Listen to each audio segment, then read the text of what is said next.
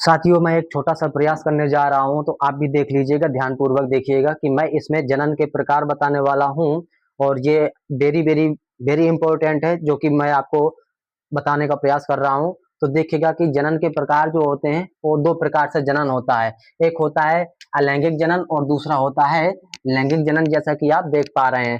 Actually इसमें मैंने केवल और केवल इंपॉर्टेंट पॉइंट ही निकाल कर रखे हैं, और मैंने लिख करके इसलिए रखा है ताकि जल्दी से हो जाए, क्योंकि मैं जानता हूं कि मेरे कोई भी दोस्त जो है तो लंबा वीडियो नहीं चाहते हैं, एकदम उनको डिटेल एक्सप्लेनेशन चाहिए और बहुत शॉर्टली समय में चाहिए। तो मैंने वैसा ही कुछ करने का प्रयास किया है, तो आप सभी देख सकते हैं। दोस्तों, मैंने क्या बताया कि अलैंगिक जनन जो होता है ना, वो निम्नलिखित प्रकार से होता है, जैसा कि आप देख पा रहे हैं। एक होता है विखंडन द्वारा, एक होता है मुकुलन द्वारा, फिर होता है खंडन द्वारा, फिर होता है बीजाणुओं द्वारा, और होता है कायिक प्रवर्धन के द्वारा। अच्छा, विखंडन के द्वारा जो होता है वो साथियों देखना, विखंडन के द्वारा जो अलैंगिक प्रजनन होता है वो दो प्रकार से होता है। एक होता है विखंडन में द्विविखंडन, और एक होता है बहुविखंडन। क्या होता है? पहला होता है द्विविखंडन और होता है बहुविखंडन। अच्छा, मैं बात करता हूं कि जो विखंडन में जो सम्मिलित होते हैं वो कौन कौन से होते हैं। एक होता है बैक्टीरिया सम्मिलित होता है, फिर प्रोटोजोआ सम्मिलित होता है, और ईस्ट सम्मिलित होता है, सॉरी प्रोटिस्ट सम्मिलित होता है। बैक्टीरिया, प्रोटोजोआन और प्रोटिस्ट ये सम्मिलित होते हैं किसमें?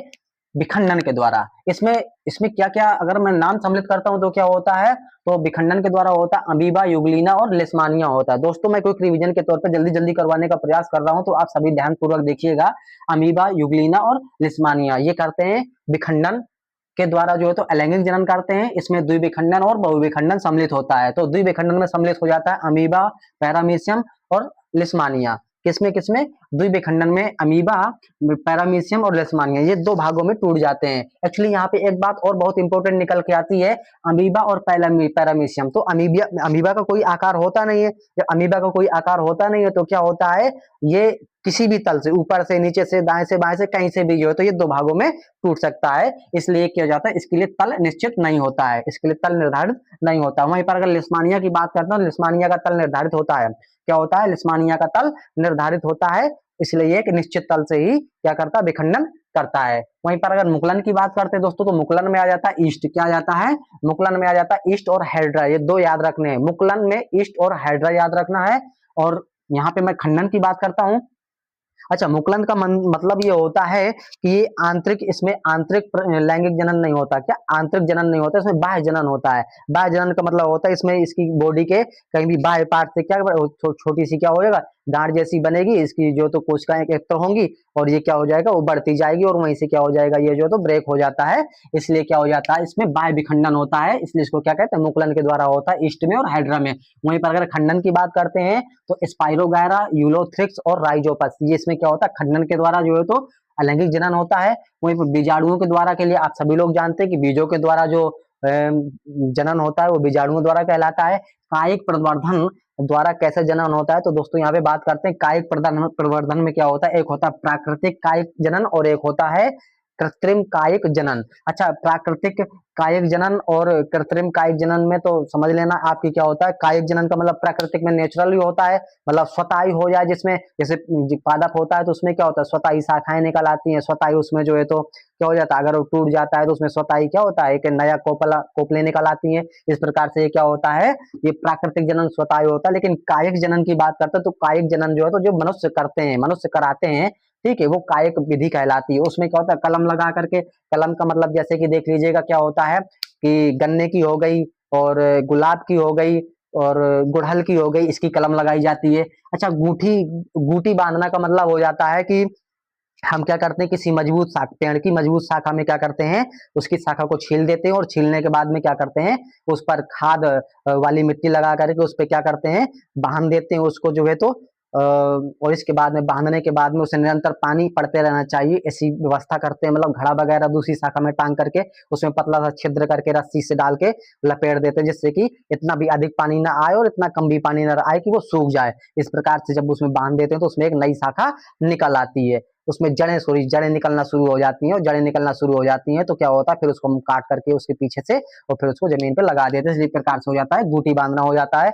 दाव लगाने का मतलब होता है दोस्तों, जैसे कि हम क्या करते हैं, एक को मतलब सॉफ्ट यानी कि नरम नर्म शाखा पकड़ते हैं, और नर्म शाखा के लिए ये अक्सर हो जाता है कि इसमें जैसे कनेर होता है, तो कनेर में क्या करते हैं, एक शाखा पकड़ते हैं, उसको क्या करते हैं, नीचे झुका करके जमीन में गाड़ देते हैं, और इस प्रकार से जब वो गड़ी रहती है तो वहीं से क्या हो जाता है, नई उसमें जड़ें आ जाती हैं जमीन के नीचे, और उसमें से एक नई कोपल निकल आती है। इस प्रकार से उसको क्या करते हैं, पेड़ से अलग करके उसको दूसरी जगह पर या उसी जगह पर लगा लेते हैं। इस प्रकार से हो जाता है दाव लगाना। पैबंद लगाना भी दोस्तों होता है। आगे बात करते हैं, ये था हमारा क्या था, इस तरीके से हमारे अलैंगिक जनन थे। और यहाँ पे आगे बात करते हैं हम लैंगिक जनन के। तो लैंगिक जनन में दोस्तों मतलब पूरी की पूरी जो प्रोसेस होती है उसमें सबसे पहले आता है संलयन आ जाता है, लेकिन इसकी बात हम बाद में करेंगे। पहले हम यहाँ पे देख लेते हैं कि लैंगिक जनन में क्या होता है। एक लिंगी पुष्प होते हैं और उभयलिंगी पुष्प होते हैं। तो एक लिंगी का मतलब हो जाता है मादा और नर हो गया, तो मतलब एक पुष्प में किसी में एक ही पुंकेसर होता है तो क्या कहलाएगा, नर वाला कहलाएगा। और अगर स्त्री केसर है तो वो स्त्री वाला कहलाएगा। लेकिन पुष्प में एक ही जनन तंत्र होना चाहिए, या तो पुंकेसर या फिर स्त्री केसर, तो वो क्या हो जाएगा, जब एक है तो एकल हो जाएगा, तो एक लिंगी कहलाएगा। एक लिंगी में आ जाता है दोस्तों पपीता, तरबूज और हेम्प, ये मैंने लिखा है, और ये अक्सर पेपर में पूछा जाता है और सेट में आते रहते हैं, इसलिए प्रैक्टिस सेट में मिलते रहते होंगे, तो मैंने इसलिए इंपॉर्टेंट फैक्ट निकाल के रखे हुए हैं। तो एकल लिंगी में आता है पपीता, तरबूज और हेम्प आता है। और उभयलिंगी में जो होता है, उभयलिंगी का मतलब होता है कि एक ही पुष्प में नर और मादा जनन तंत्र पाए जाते हैं, यानी कि क्या हो जाता है, पुंकेसर और स्त्री केसर, ये दोनों के दोनों क्या हो, एक ही पुष्प में हो, तो वो कहलाता है उभयलिंगी पुष्प कहलाता है। एक हो गया गुड़हल, सरसों, नीम, ये जो है तो एक लिंगी कहलाते हैं। आगे बात करते हैं परागण के प्रकार। तो परागण के प्रकार दो होते हैं, एक होता है पर परागण और एक होता है स्वपरागण। तो अगर मैं यहाँ पे बात करता हूँ तो दोस्तों परागण में एक आता है स्वपरागण। स्वपरागण में आ जाता है मूंगफली, पैंजी और सदाबहार। मूंगफली, पैंजी, सदाबहार, ये आ जाते हैं स्वपरागण में। वहीं पर मैं बात करता हूँ पर परागण की, तो पर परागण में क्या हो जाता है दोस्तों, जंतु, पक्षी, जल, वायु, ये हो जाते हैं पर परागण। दूसरे के द्वारा परागण होता है तो पर परागण हो जाता है, और स्वयं स्वतः हो जाए तो वो स्वपरागण होता है।